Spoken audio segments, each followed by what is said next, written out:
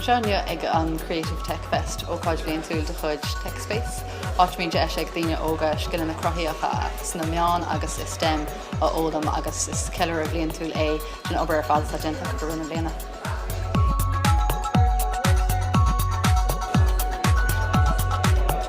An fágil sim mór agam a Tech Space ná tugann si deisna de daine óga meán agsúla a crothú in áit just a bheith ag brathnú orthú.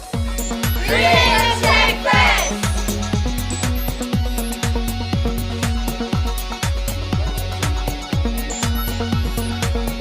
Is deisna aontas san na bhíine óga scileann na cruthaíocha ólam muoine na Herbert agus a bheith ina deicnolaí amachchan seo sin áit sin na faoi go le síle gáil.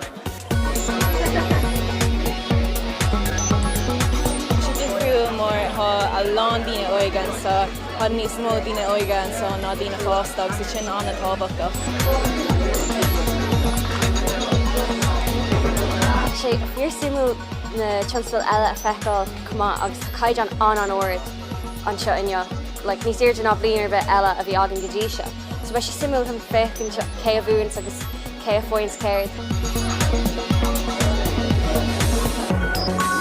Imlíana tá 7 ranóg agus ina measc tá greengrafadóireacht, dara, fiúseán geor agus nádín dermot freisin Tech Spacer of the Year agus éidechasóir na bliana go más tá just súlam go mór leis sin. Tá ag bunt an soltas Tech Fest nniu, tá Seán Spríoch sa landí ní difriúil an seo. Se tá ag bunt an soltas nniu tá Jan Ruí a eáil.